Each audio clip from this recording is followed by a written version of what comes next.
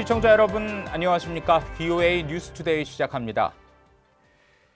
이 북한의 사이버 군사 역량이 거의 미국과 비슷한 수준에 도달했다는 전문가들의 분석이 나왔습니다. 북한이 이런 자신들의 사이버 역량을 실험하기 위해 한국을 표적 삼고 있다는 지적도 제기됐습니다. 김칸희 기자가 보도합니다. 워싱턴 내 싱크탱크 민주주의 수호재단이 주최한 미국의 외교 정책과 글로벌 위협 관련 토론회에서 북한의 사이버 군사 역량은 미국의 사이버 군사 역량과 거의 비슷한 수준에 이르렀다는 분석이 나왔습니다. 딕 체니 전 부통령을 보좌했던 민주주의 수호재단의 사만다 라비치 연구원은 이런 역량을 갖춘 북한이 이제는 한국을 사이버 공격의 실험 대상으로 삼고 있다고 밝혔습니다. It is a way to try to level the playing fields to a certain extent between North Korea and other nations. South Korea is a test bed for a lot of what North Korea then tries around the world. 라비치 연구원은 또 북한은 경제 등 다른 분야보다 사이버 분야에서 우위에 설 수 있다고 믿기 때문에 해킹을 통한 금융 범죄를 저지르면서 사이버 분야에 집중하고 있다고 지적했습니다. The North Koreans see this as, in some ways, a comparative advantage for them. It is because it's a way to steal money to support the regime. 사이버 전문가인 브랜든 발레리아노 미 해병대학 교수는 북한은 컴퓨터 전문가들을 해외에 파견하고 있다고 지적했습니다. 중국, 방글라데시 등에 파견된 이들은 해당 국가가 어디든지 실험 대상으로 삼고 있다면서 북한의 체제는 더 공격적인 사이버 공격을 감행하게 만든다고 말했습니다. The main difference for North Korea is they have limited democratic constraint. They have a lot more latitude to act than other countries do. 발레리아노 교수는 이어 올림픽이나 월드컵 등은 북한이 사이버 역량을 시험할 수 있는 행사라고 지적했습니다. 또 북한은 최근 정권을 위한 자금 마련을 위해 제재를 피하면서 독자 가상화폐 개발에 초점을 맞추고 있지만 체제 지원용인 이런 불법 수단들이 얼마나 많은 돈을 벌 수 있을지는 의문이라고 지적했습니다. VOA 뉴스 김칸희입니다.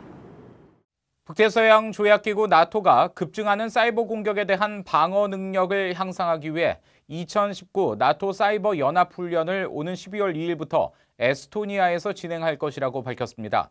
이번 훈련은 나토 회원국과 동맹국 간 사이버 방어 능력을 시험하고 악성 프로그램 유포나 소셜미디어, 모바일 기기 해킹 등 당면한 사이버 위협에 대한 대비 태세를 갖추기 위한 것이라고 나토 대변인은 설명했습니다. 앞서 옌스 스톨텐베르크 나토 사무총장은 지난 8월 나토가 매일 의심스러운 사이버 공격을 받고 있다며 북한 등의 사이버 공격에 대응하기 위해 올 가을 사이버 연합훈련을 계획하고 있다고 밝힌 바 있습니다. 콘돌리자 라이스 전 미 국무장관은 미국에 대한 북한의 핵 위협을 차단하기 위해서는 현장 사찰단 파견과 실험 유예가 필요하다고 강조했습니다. 부시 행정부 시절 백악관 국가안보 보좌관 등을 지낸 라이스 전 장관은 10일 미 노터데임 대학교 강연에서 북한 핵 프로그램은 국제사회의 우려사안이며 트럼프 행정부 초기에는 북한 핵무기가 미국 서부 해안을 타격할 수 있다는 우려까지 제기됐다고 말했습니다. 그러면서 이런 우려가 현실이 되지 않게 하기 위해선 먼저 사찰단을 북한 핵시설에 파견해 현장 상황을 감시하게 하는 게 필요하며 자신이라면 이를 위해 일부 제재 완화도 기꺼이 수용할 것이라고 말했습니다. 또 핵무기 기술은 점진적으로 발전하기보단 계속 실패하다가도 어느 한순간 성공할 수 있는 성질이라며 실험 유예를 통해 북한이 미국을 위협하는 핵무기를 갖지 못하게 할 수 있다고 주장했습니다. 이 국제사회는 북한의 핵 개발뿐 아니라 인권 유린에 대해서도 추가 제재를 가해야 한다고 전 국무부 고위관리가 말했습니다. 또 트럼프 대통령은 비핵화 합의에 대한 열망 때문에 인권 문제는 소극적인 태도를 취하고 있다고 지적했습니다. 김영교 기자가 보도합니다. 데이비드 크레이머 전 국무부 민주주의 인권 노동 담당 차관보는 최근 VOA에 북한 인권 상황에 대한 트럼프 행정부의 침묵을 우려한다고 밝혔습니다. 취임 초기 북한 인권 상황을 거침없이 지적하던 태도가 지난 6월 싱가포르 미북 정상회담 이후 달라졌다고 지적했습니다. The president was bashing North Korea for its atrocious human rights record. That seems to have gone away ever since his meeting with Kim starting in the summer of 2018. 크레이머 전 차관보는 북한 주민들은 자신의 생각을 마음대로 말할 수 없고 선전에 의해 세뇌당하는 상황에 놓일 정도로 세계에서 가장 억압적인 나라라고 지적했습니다. 그런 국가의 지도자를 트럼프 대통령이 위대한 지도자라며 치켜세우는 건 기이한 일이라고 비판했습니다. 다만 트럼프 대통령이 북한 인권에 침묵하는 건 비핵화 합의를 이끌어내기 위한 의도라고 진단했습니다. The president clearly is eager to reach a denuclearization agreement with Kim.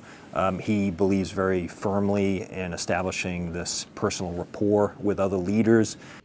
크레이머 전 차관보는 국제사회가 인권 탄압과 관련해 북한을 제재하며 압박하고 있지만 추가 제재가 필요하다고 지적했습니다.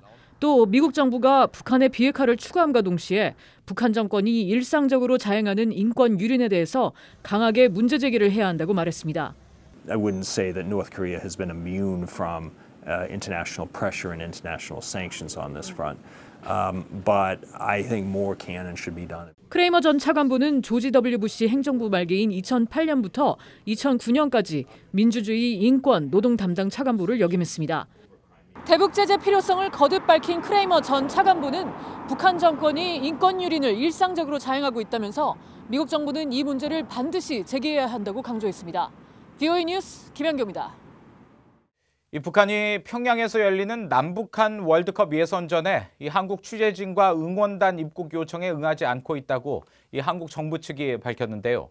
국제축구연맹 FIFA는 이번 경기에서 스포츠를 통한 화합이 이루어질 수 있기를 기대한다며 해당 기구와 국가들과 소통하고 있다는 입장을 밝혔습니다. 오택성 기자의 보도입니다. 국제축구연맹 FIFA 대변인실 관계자는 11일 북한 측이 평양에서 열리는 한국과 북한의 월드컵 예선전 경기에 한국 중계진과 취재진 그리고 응원단 등의 입국 요청에 응답하지 않고 있다는 보도와 관련한 입장을 VOA에 보냈습니다. 축구는 축하와 페어플레이 정신으로 사람들을 하나로 통합할 수 있는 독특한 힘을 가지고 있다면서 오는 15일 남북한의 경기에서 이런 일이 이루어지길 기대한다고 밝혔습니다. 스포츠를 통한 화합을 강조한 겁니다. FIFA는 그러면서 경기를 주관하는 아시아 축구 연맹을 비롯해 한국, 북한 측과 소통하고 있다고 설명했습니다. 앞서 북한 축구협회는 지난달 2일 아시아 축구 연맹에 예선전 홈 경기 일정을 전달하면서 한국과의 경기를 10월 15일 오후 5시 30분 평양 김일성 경기장에서 치르겠다고 통보했습니다. 한국의 대한축구협회는 아시아 축구연맹을 통해 북한 축구협회와 선수단의 방북 문제 등을 조율하면서 방송 중계진과 취재진, 응원단 파견 등을 계속 요청해왔지만 아직 아무런 답을 듣지 못했다고 밝혔습니다. 한국통일부는 11일 정례 브리핑을 통해 한국 취재진 등의 방북이 쉽지 않을 것으로 내다봤습니다.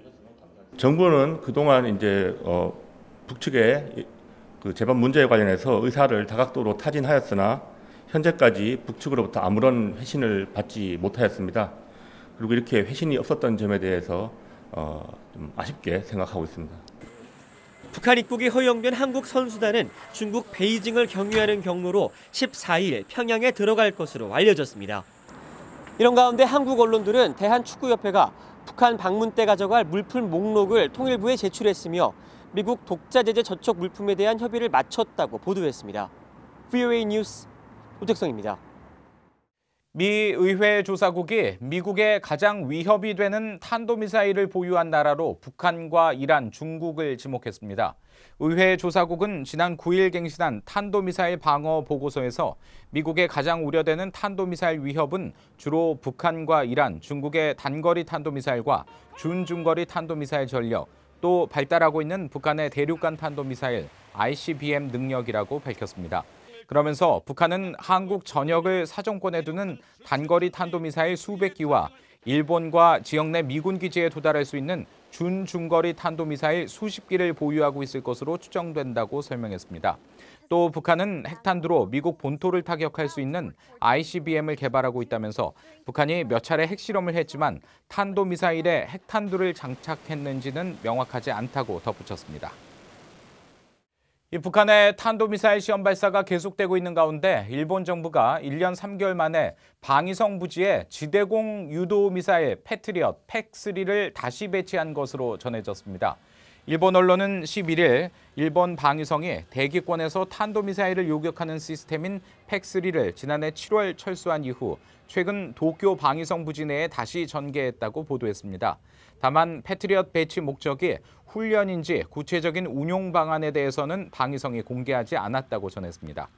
이와 함께 일본 군 당국은 해상 배치형 요격 미사일을 탑재한 해상 자위대 이지스함의 경계를 상향 조정해 동해 일본해를 향한 미사일 발사에 대비하고 있는 것으로 알려졌습니다.